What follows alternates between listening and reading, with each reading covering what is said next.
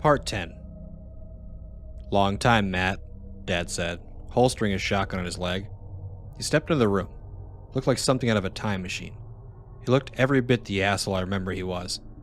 Right down to his knee-cropped hair, thick leather jacket, 5 o'clock shadow, and wait, was that night vision goggles on his head?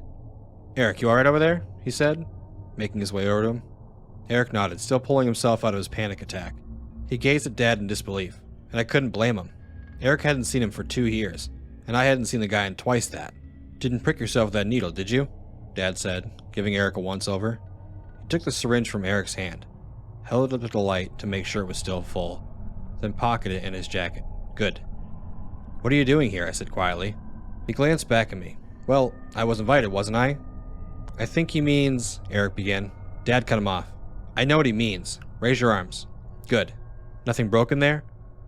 Eric shook his head. The poor kid was an hour younger than me, but our father treated him like he was half my age. Alright, how are your legs? Dad, I'm fine, Eric said, standing up. He looked shaken beyond belief. His body was still trembling with anxiety. I think Matt wants to know where you're here. And so do I. There was no escaping the question now. Dad sighed.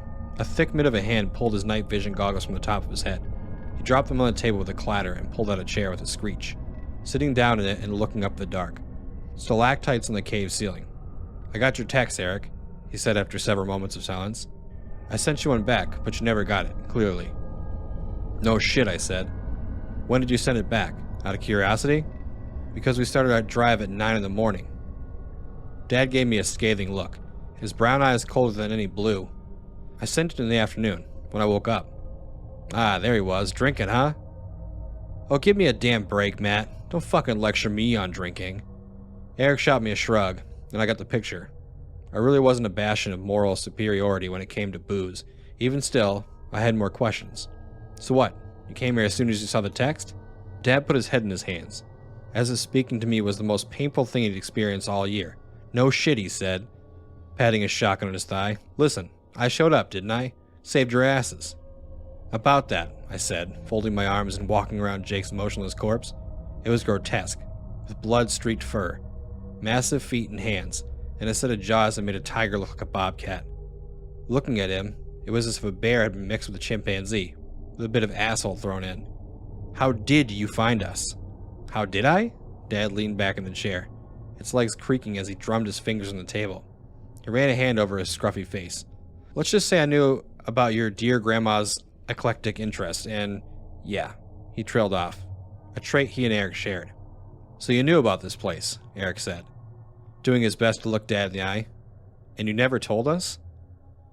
I stomped over, not giving Dad a chance to answer. I needed to say my piece. Yeah, and you just walked out and left a bunch of fucking lunatics? Then you vanished. Poof, gone. Who cares, though, right? Not like we would have appreciated so little a goddamn warning. Oh, you wanted a warning, did you, Matthew? Dad shouted, losing his temper, a trait he and I shared. I did everything I could to warn you. Both of you. I told you to come with me. I begged you to. But no. You wanted to stay with your dear old mom. And honestly, Matthew, and this is on you, after all the fucking tantrums you threw, the bullshit you tossed my way, I wasn't willing to fight it. Not anymore. You even poisoned Eric against me. I rounded on him, towering above his chair. Took every bit of my willpower I had not to sock him in the jaw right there and then. 15 years and he still couldn't take responsibility. He patted down his jacket, irritated, before reaching inside and pulling out a pack of smokes. Who's per diem? Eric said quietly. I recognized that tone. It was one I'd heard 1,000 times before as a kid. He was trying to change the subject before Dad and I got too heated. Per diem, Dad said, opening his pack and sliding a cigarette out, is the Lord beyond the veil. He made a mystical, wavy gesture with his hand, and spat a mouthful of chew on the ground. Your grandmother, Gail, not Beth, was obsessed with him. Some kind of death cult shit. He planted a cigarette in his lips and lit it, then held the pack toward me. No thanks, I quit. Ha! Dad waved out his match, taking a long drag on the dart before exhaling a plume of smoke. You're a fucking dipshit, Matt. But that's a good call. He pulled another long drag. Smoking's expensive. Not as expensive as night vision goggles, I said, eyeing the dark green lenses on the table. Where'd you come across those? He didn't so much as glance at them. A store. The fuck do you think I found them? Oh, now you're gonna start another fight, I said. I'm not starting shit. He took another drag. I got him the same time I got the shotgun. When I realized I might need to use it someday. Thanks to your mother's bullshit. He nodded toward Jake's corpse. That's your uncle, I'm guessing? I nodded. Yeah. So you knew about that too? Had a feeling. Christ, Eric said, looking around in a sudden panic. Nolan! Shit. In the chaos of everything, I'd totally forgotten about him. Dad, give me your flashlight. I held my hand out expectantly. He looked me up and down, as though incredulous that I'd even asked so lofty a favor as borrowing his light. You boys just say the name Nolan? Yes, Eric said. He helped us, and I think he might be hurt. Dad glanced around suspicious. He's supposed to be dead. The light, asshole, I said, reaching for it. He pulled it away. Hold on now, Matthew. Dad rose from his seat, clearing his throat. You mean to say your late uncle is here with us? I looked at Eric, pleading for him to do something. When it came to our dad, my opinion didn't mean a damn thing. Eric was the golden child. Dad, Eric said, stepping forward. Hand me the light, and I'll show you to him. A moment passed. All right then, show me the ghost. Eric took the light and swung it around, toward the center of the room where we'd seen Nolan crash against the table leg. Sure enough, his body was still there, unmoving. I ran to Eric following, the light bobbing up and down. Our dad took his time, still dragging on a cigarette. I fell next to Nolan's body, racking my mind to recall the first aid course from years ago. I leaned toward his jaws, his stench overpowering, and listening for breath. Nothing. Not good. So, Dad said, coming up behind us and giving Nolan a nudge with his boot. This is the brother your mother mentioned. According to her, he died in a fishing accident. Clearly not this case, I said, frustrated. I opened Nolan's eyelids, and his yellow eyes had lost their glow. They gazed lifelessly at the ceiling. Fuck. I rolled him over on his back with all the strength I had, and then began attempting chest compressions with my one good hand. Somebody want to give me a hand? He's dead, Dad said. He flicked his cigarette to the ground. You're not a doctor, asshole. I hated that I was getting this worked up. I pushed on his massive chest, coarse with black fur. I pressed and I pressed, doing everything I could, but my strength wasn't enough to move his cavity a centimeter. Eric, give me a hand. Eric knelt down and Dad grabbed my shoulder and pulled him off. It's okay, he said. Your uncle's dead. Let him rest in peace. I fell on Nolan's chest, but the cuts on my face stinging as the tears slipped into them.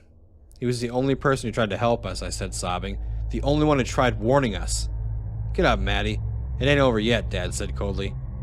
You don't get to speak, I screamed at him. You don't get to tell me when it's over. Everything was pouring out of me. All the hatred, the sadness, the regret. Everything like a tidal wave of emotion. You would have let them take us. He at least tried to help, and he died for it. Pull yourself together, Dad growled. If it wasn't for me, the two of you would be lying there next to him. I lunged at him, hating that he couldn't for once have a damn heart. He struggled at me, but I got a foot behind his leg and tripped him to the floor. We crashed against the cold stone, and my broken wrist screamed in pain, but I ignored it. I had one good wrist, and that was more than enough. I raised it up. Eric grabbed it, holding it back and keeping me from bashing my dad's face in. Enough, Matt! Yeah, Matt, my dad said, swinging at me from below and catching me in the jaw. I rolled him off, dazed, and he clambered on top of me, delivering another short punch to the face. That's enough! Eric dropped the light and tackled him. The two of them rolled off of me. I sat up, shaking the stars from my vision, and I heard something move. Not Eric, not Dad. I glanced at Nolan, who was still motionless. Fuck! Stop it! I shouted. What? Dad said, finally realizing he'd been throwing a goddamn tantrum this whole time. No, I spat. I thought I heard something. I reached for the light Eric had abandoned, sweeping around the room. Everything looked as I remembered it, shattered and broken. I brought the light to the entrance, making sure no new cryptids were sneaking their way inside. Nothing. All clear. A massive form crashed in front of us, grabbing me by the length of my hair. I cried out as it lifted me up, my nostrils filled with the scent of blood, and it shook me, my neck feeling close to snapping. No, it said, furiously tossing me aside. I crashed through a table with a groan, my body too weak to move. I heard thundering footsteps, a shotgun blast, more footsteps, another blast, and then screaming, so much screaming. My vision dulled, my mind fading. No, I thought. Eric! I blinked, seeing only darkness. Every movement felt like I'm running a marathon, but I needed to move. I had to. Eric! I coughed, my neck craned upward, following the beam of light toward an empty entryway. In the distance I heard shouting, crying, hollering. I heard breathing, heavy, brutal breathing. I heard Jake speak. By the time this is over and done with, I'm gonna be a fucking husk thanks to all of you, but lucky for me, I'm built sturdier than a human. I tried to rise to my feet, only to stumble and fall painfully on my face. I groaned, rolling out of my back, while Jake continued. Like I said, Eric, I'm a product of progress. Now let's make you one too. Darkness filled my vision, and I drowned it, lost in black shadow. My mind and thoughts drifted through a void with only pieces of voices of moments breaking through. I'm so sorry, Eric. I'm so sorry. Regret and guilt swirled inside me. Good. That's the needle done. No, Dad had the needle. I saw him take it. Dad. My voice was nothing. Now say the name, Jake roared. Welcome him into you. Welcome him beyond the veil. I felt myself falling away, losing consciousness. Eric was crying, sobbing. Per diem. No.